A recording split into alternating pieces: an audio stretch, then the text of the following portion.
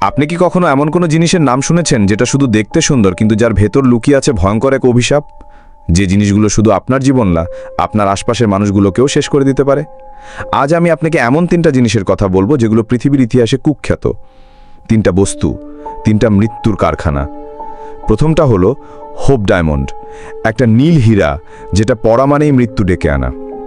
দ্বিতীয়টা Robert the doll, একটা খেলনা পুতুল কিন্তু যার মধ্যে বাস করে এক প্রতিশোধ পরায়ণ আত্মা।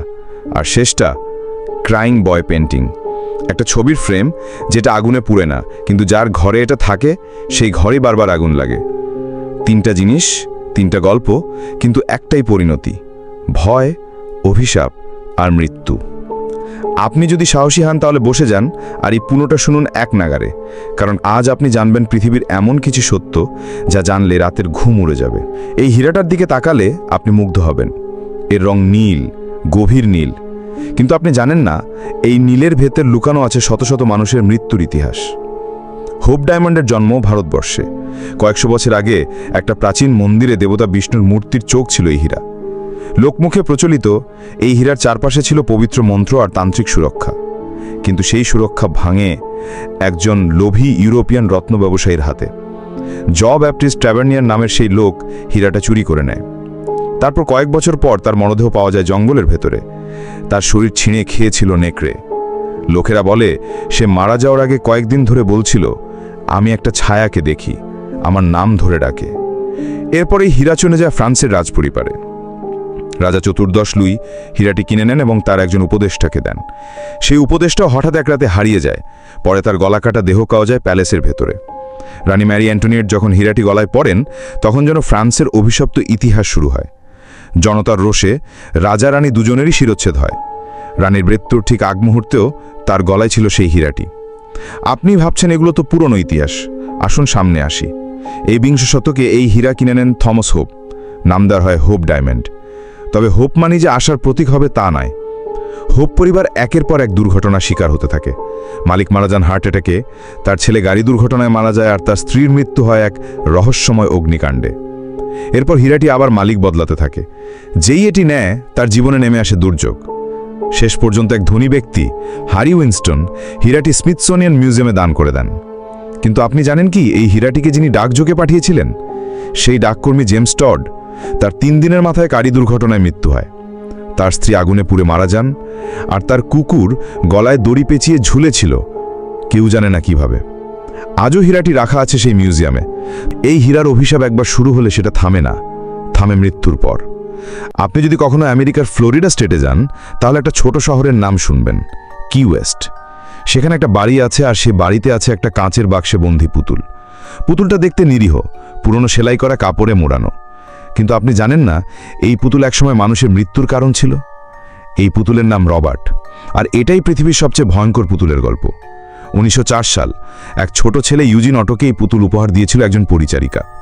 সেই মহিলা ছিল ক্যারিবিয়ান দ্বীপের, আর গোপনে কালো জাদু বা ভুরু চর্চা করত।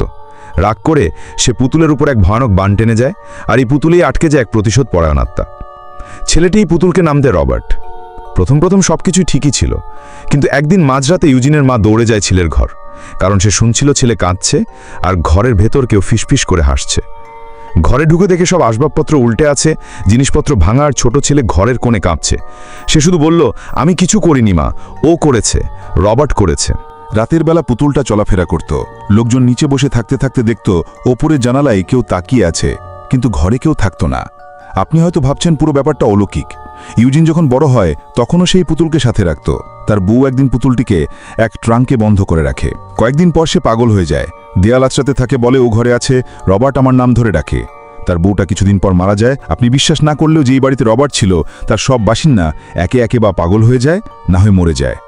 শেষমেশ শহরের লোকেরা রবার্টকে নিয়ে যায় কি ওয়েস্টের ইস্ট মার্টেলো মিউজিয়ামে, আর সেখানে এক কাচের বাক্সে বন্দি করে রাখে। কিন্তু আপনি জানেন কি, যারা তাকে দেখতে যায় আর ছবি তোলে, বিনা অনুমতিতে তাদের জীবন বদলে যায়। জাদুঘরের দেয়ালে আপনি দেখতে পাবেন হাজার হাজার চিঠি, যেখানে লেখা, রবার্ট দয়া করে আমাকে ক্ষমা করে দিও, তোমার অনুমতি ছাড়া ছবি তুলেছিলাম, এখন আমি অসুস্থ, আমার গাড়ি দুর্ঘটনা করেছে, প্লিজ রবার্ট অভিশাপ তুলে নাও। হ্যাঁ, এইসব মানুষ নিজের হাতে চিঠি লিখেছে, কারণ তারা ছবি তুলে ফিরে গিয়ে দুর্ঘটনার শিকার হয়েছে, চাকরি হারিয়েছে, এমনকি মৃত্যুও হয়েছে। জাদুঘরের কর্মীরা বলেন অনেক রাতেই তারা কাচের ভেতর থেকে আওয়াজ শুনতে পান। পুতুলটা নাকি মাঝে মাঝে নিজের জায়গা বদলায়। আপনি কি কখনো এমন ছবি দেখেছেন যেটা ঘরে থাকলে সেই ঘর পুড়ে ছাই হয়ে যায়, কিন্তু ছবিটা থেকে যে একেবারে অক্ষত? এই ছবিটা তারই এক নমুনা। একটা কাদা ছোট ছেলের ছবি, নাম দ্য ক্রাইং বয় পেইন্টিং। এই ছবির কাহিনী শুরু হয় 1950 সালে ইটালির এক শিল্পীর হাতে। তার নাম ছিল ব্রুনো আমাদিও, ছদ্মনামে জিওভানি ব্রাগোলিন। তিনি এই ছবি আঁকেন একজন এতিম শিশুকে মডেল বানিয়ে। জন করে বলা এই ছেলেটা ছিল অভিশপ্ত। যারই কাছে সে থাকত তাদের বাড়িতে আগুন লাগত, দুর্ঘটনা ঘটত। তারপরও শিল্পী তাকে ছবি আঁকার জন্য ঘরে রাখতেন। একদিন সেই এতিমখানায় আগুন লাগে, সব কিছু পুড়ে ছাই, কিন্তু যেটা থাকে অক্ষত তা হলো সেই ছেলের ছবি। পরবর্তীতে ওই ছবির অসংখ্য কপি বানানো হয় এবং ইউরোপ জুড়ে বিক্রি হয়। কিন্তু এখানেই শুরু হয় অভিশাপের ছড়িয়ে পড়া। 1985 সালে ইংল্যান্ডের এক বাড়িতে অগ্নিকাণ্ড ঘটে। সব কিছু পুড়ে যায়, কিন্তু দেয়ালে ঝুলে থাকা একটা ছবি একটুও পড়ে না, দ্য ক্রাইং বয়। দমকল কর্মীর অবাক হয়ে যান। এরপর আরও কয়েক ডজন বাড়ি পুড়ে যায়, আর প্রতিটিতেই থাকেই ছবির কপি, একটাও অক্ষত।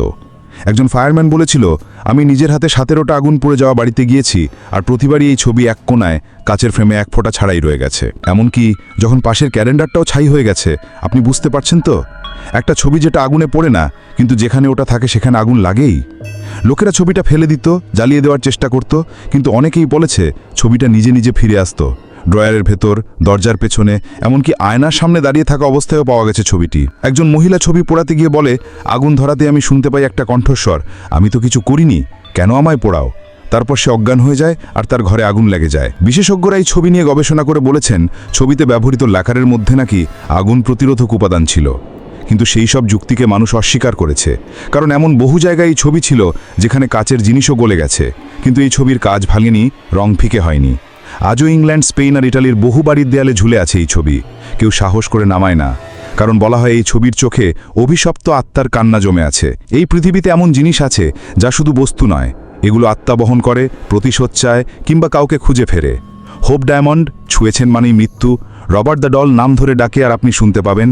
ক্রাইং বয় পেইন্টিং, যে ঘরে থাকে সেখানে আগুন লাগে, ছবিটা নিজেই থাকে অক্ষত। এই গল্পগুলো কেবল গল্প নয়, বাস্তব ইতিহাস আর ঘটনা বলি। আপনার আশেপাশে এমন কিছু থাকলে সাবধান থাকবেন। সব সুন্দর জিনিস নিরীহ নয়, সব ছবি শুধু ছবি নয়, আর সব খেলনা খেলনা হয় না।